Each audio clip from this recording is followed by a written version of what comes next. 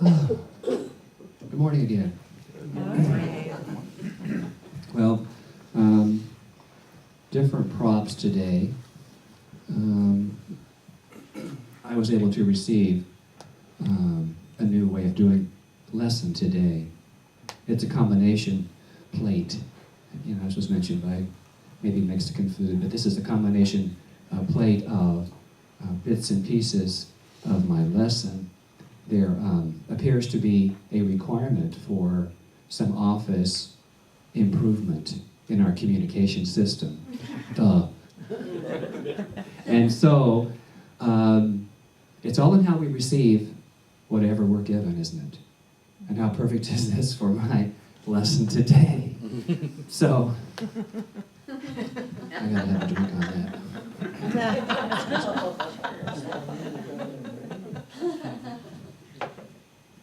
So, my title today is Receive. This is a 3-part series, beginning last week with giving. And our theme, as Dr. Carolyn mentioned, is prosperity this month. And so we get to give and receive. And so today it's receive. And so I open with a limerick. You're a friend in the most candid sense, and my feelings for you, no pretense. And this test I've been through, I've surmounted, for you showed me love and a sure confidence. And so, beloveds, the past 5 months have propelled this community into uncharted emotional territory. I refer to this time as a dark night of the soul, because we have them in many different aspects of life. You know, we can lose, like I said in the meditation, our car key. And that can be a dark night of the soul too. There can be a lot of trauma in that. A lot of trauma, a lot of emotion, a lot of words come up when we have any kind of loss, as do feelings. Well, there have been moments of sadness and grief. But what I know is that we are weaving our way through all of this. Just like a weaver does cloth. You know, there's some fabrics are a little more coarse. Some are a little finer texture. And yet, if you know and trust the process of the weave, the loom of life, then we move through the different fibers of what could be resistance. Well, I also know that much was given. Much was given in a process of emotional loss or grief. Much has been received. Much has been received. Well, my lesson today, the purpose is to remind us of the spiritual idea of God's reciprocal nature. The nature of God, as with the nature of anything else, refers to its complete and total way that it works. Reciprocal nature refers to how anything totally works as a complete unit. Now, nature by definition is the inherent character or basic constitution of its essence. It's the inherent character or basic constitution of its essence. Now, Mother Nature is one of the most profound, continuous examples of God's reciprocal nature. So, a tree loses all of its leaves. Most trees, most bushes. And guess what? Does it cry? Does it go, oh no, don't go. Don't go, little leaves. I need you. Well, if they don't go, the tree don't grow. It'd be dead. It does not thrive and survive. And so, now we're coming into springtime. We've been through the dark night of the soul of Mother Nature, if you will. A sense of loss, barren, dark, windy, cold. where we pull in to our homes, our cars, our coats. And now we get to come out of that.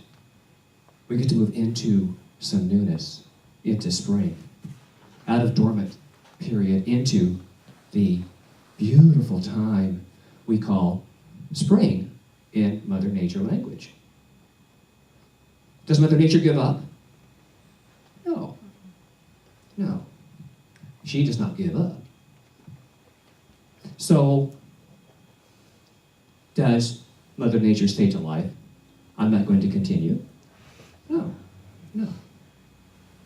Its nature is to give, and it's ours to receive. So, in life, there's the nature of life that gives and receive. That's reciprocal. And I know that it operates perfectly. And here again, Mother Nature is a great example. On time, every time. We might not. Farmers go, oh gosh, it can't rain now. The blooms are going to get, all soggy and fall off the tree. Well, but it's always perfect. It's always perfect. Because Spirit operates invisibly, behind the scenes, producing the effect. Has anyone ever seen the inside of a tree and how it works while it's working? No. Maybe a scientist, maybe a tree person has, but we understand the process, but we don't see how it works. We see the effect, but we see the result of Spirit's energy as nature working through the tree, and voila. God is the unseen, yet you're universally exampled. God is the unseen, yet everywhere we get to see its activity as a result. God, is the creative behind the life that plays out before us. It's the creative part of being anything.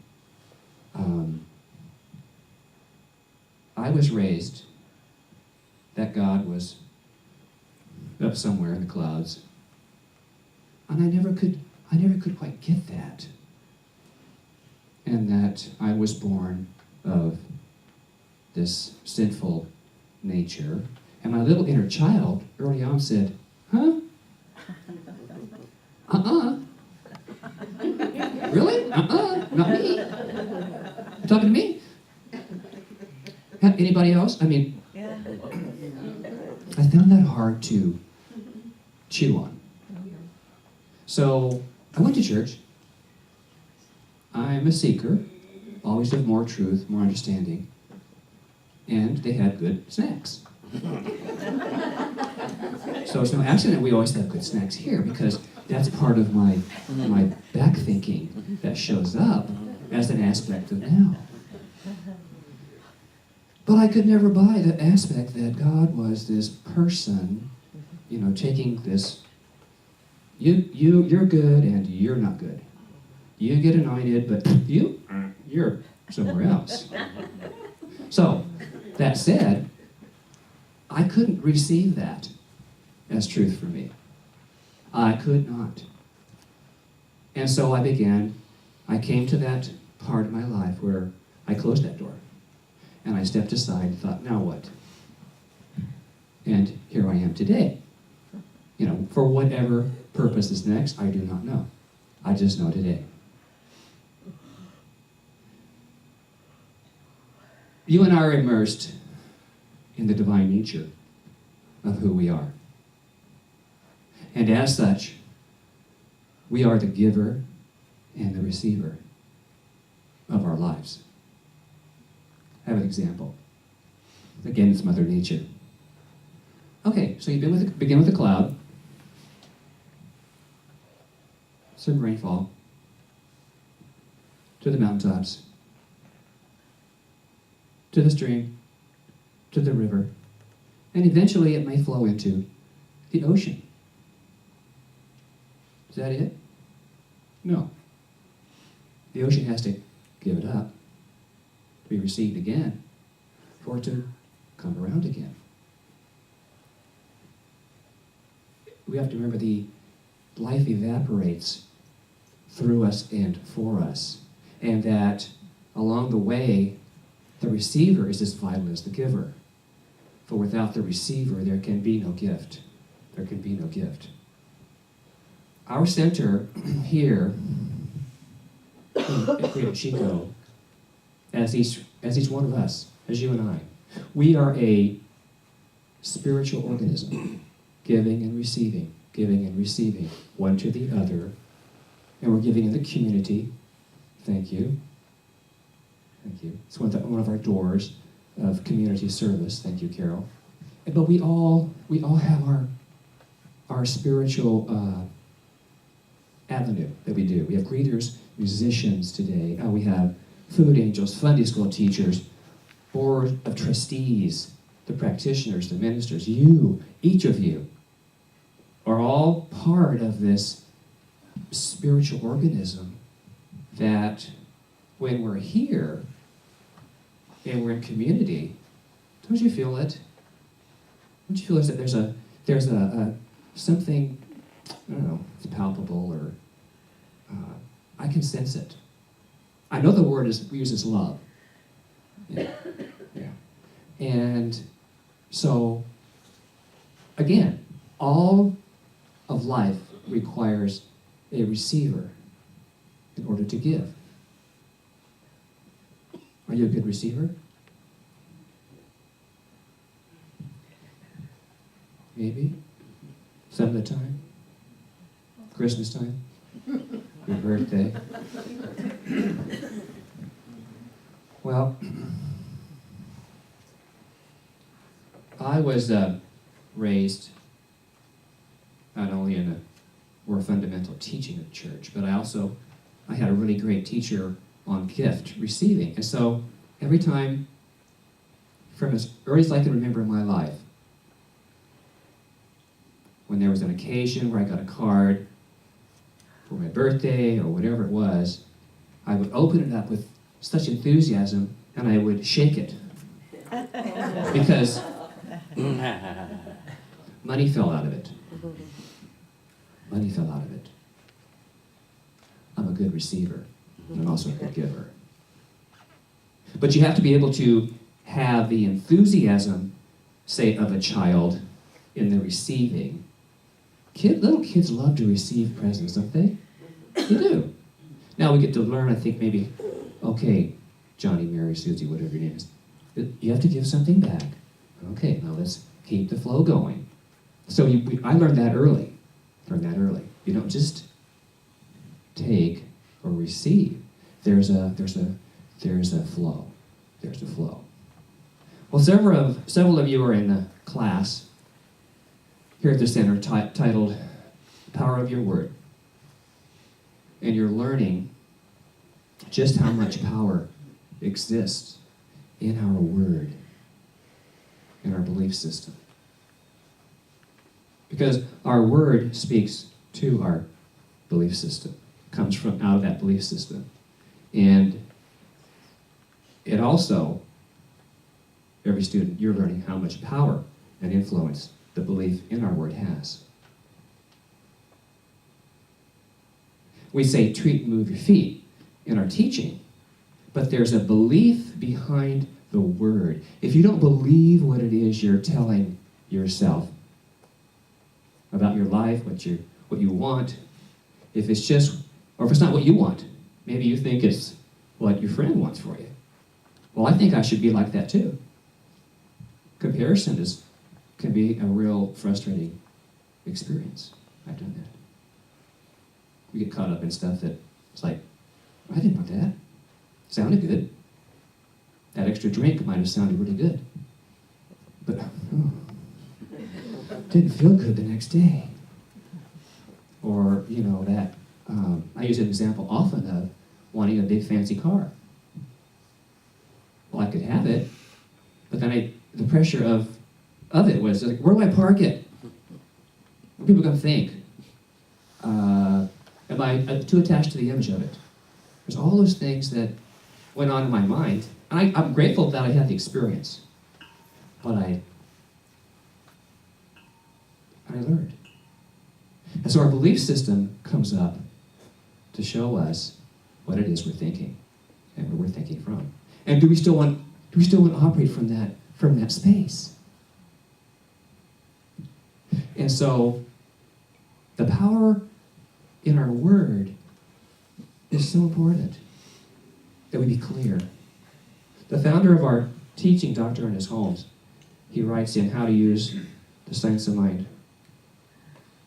Our word is spoken with calm conviction and in deep trust, with absolute faith and assurance, but without heaviness.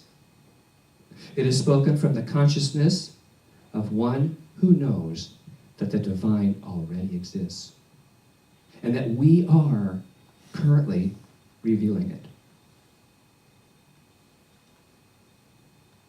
So when you do your prayer, when you do your treatment, when you're getting in touch with your belief system, do you come from a place of absolute faith? Or is it just a bunch of words with no feeling? No real feeling. Do you actually know that you desire, deserve, can have, can receive? Is there a space within you that says, that's for me. I can have that. Yeah, I want that. On the other side, okay, whatever. Whatever shows up. But if you come from a place of this calm, knowing, deep understanding, without the heaviness, because it's in the calm assurance that is felt that we are more able to accept what it is we say we want, which would be our greater truth. And it's in this calm assurance where we know that God is truly all there is. All there is. And thus we receive that which we say and give word to for our life. And to do so without the heaviness, the burden of believing that we do the work. How many of us believe we have to do it all? Right? There's parts of me that think I got to do it all. And then parts of me that just say, I don't have to do it all. And then it doesn't get done because I don't tell people I'm not doing it. Now, what's that about? God's calling. Always on time. Thank you. Perfect.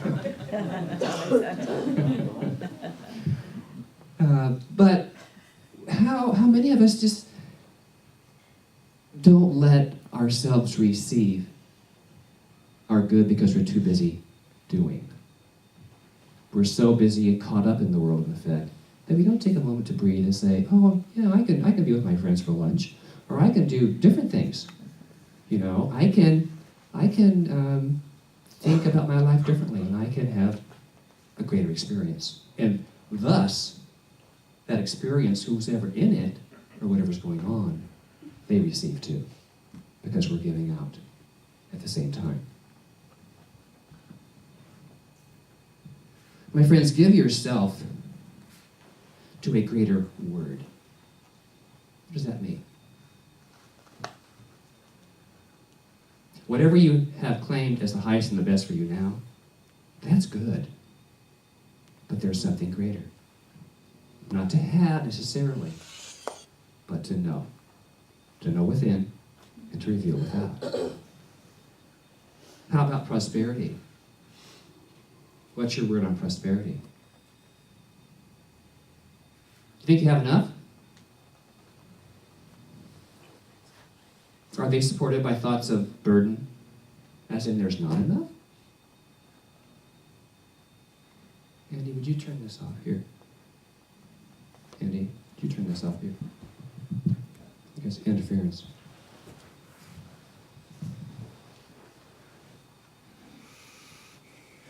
That's a bird. Oh, not me. See? It happens. It's open word. Turn it off. Thank you. Thank you. Thank you. Thank you. Perfect example. Thank you. So, do you think there's not enough anywhere in your life?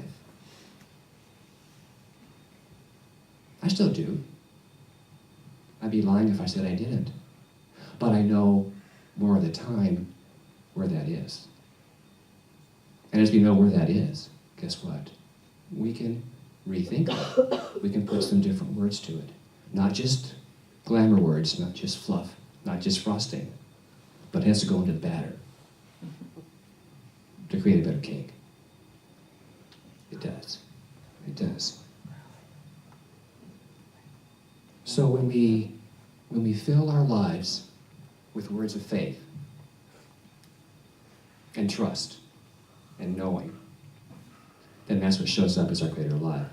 You know, it's good to know where we're believing at any time, to know where we are believing from at any moment. Why? Because knowing where we truly believe from without guilt or judgment is always a new beginning. It's always a new beginning. Do you enjoy, NASCAR or horse racing or track and field? You know, they all have a starting point, and they all run that race. They do that event. And once that's done, guess what? They get to start over. It's not done. And that's our life. We give into it, we receive out of it, and then we do something else. We get back in the starting position and take off. And so just because the last race we lost, or came in second, or didn't get off the block, it's okay. It's time for a new one. It's time for a new one. Any newness we want to receive begins with a fresh and aware beginning. A new word of faith, a deeper sense of trust.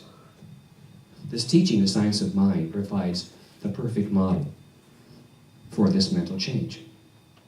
And it's called spiritual mind treatment, or affirmative prayer. It's called this because all mental health requires treatment, whether it's medical or spiritual. It always refers to the mental aspect. And what is the spiritual mind treatment in science of mind? I'll tell you. Thought you'd never ask. It's in Can We Talk to God? These two books we're using in our class on Tuesday night, Power of Your Word. And it says, or this poem says, a mental treatment is a definite act of the conscious mind, setting the law, which is a spiritual creative process, in motion. It sets it into motion. Spirit does the work. A treatment is a spiritual entity in the mental world, fully equipped with the intelligence and the power to demonstrate itself. Itself. And so when I do treatment work, I'll treat for what I know about the situation or the experience or the demonstration in that person's life or in my life. And then I simply say this or something greater, because I open it up to whatever this intelligence is that allows it to demonstrate for me. And when I do that, I don't limit myself or spirit to that greater. You know, I talked earlier about reciprocal nature of spirit. There's a term we use in the science of mind, the mental equivalent. Now, we must have a mental equivalent for whatever it is we say we want. If you're going to cook pasta, and you want to cook 5 pounds of it, what size is your pot?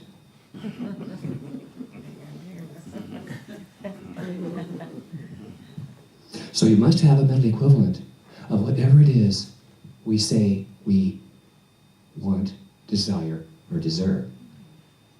If our pot's too small, it's not going to happen.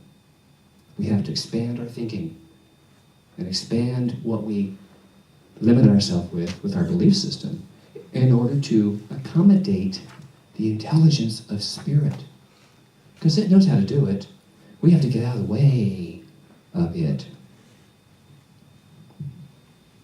And so,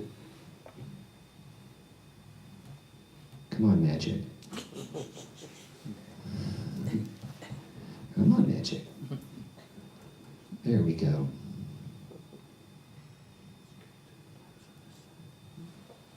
So here's some words and some ideas that I share with you to expand your ability to receive.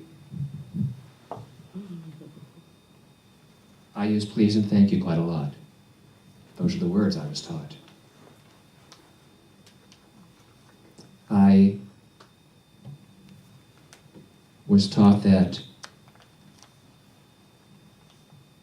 because I have received something, I must offer back. Now, I took that in as a belief system, and I'm keeping it because I'm choosing to. And so, we're all about choice in this teaching, but please and thank you. May I please have. It's just manners in the world. And being a kid of the South, I was taught lots of manners, socially speaking. And it's difficult for me to not use them. It's a very deep belief. I'll open the door for any of you. If you're coming or going out of a room, I'll say go ahead. If we're side by side, I'll defer to you most of the time. And the example here is, those are deep beliefs. And I know them, but I choose to keep them. If I didn't, I could change those, because I know them. And that's my lesson today, knowing how to give and how to receive out of yourself. So,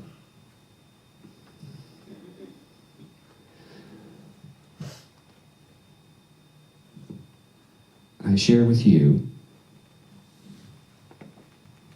another limerick as I conclude. And it talks about please and thank yous. Please and thank you are words I was taught, to be sure that I'd note what I ought. Since you please me each day with your sweet, gentle way, I give thanks for the love that you've brought. And I do give thanks for the love in my life. So I stand here today filled with abundant gratitude for all of my life and your part in my life. All of it. There's not a part of it that at some level I'm not grateful for. That I stand here in total gratitude. And like you, some of it will take a bit more mental and spiritual awareness and a greater understanding. And so my parting thought is I encourage the greater gift that you are called receiving.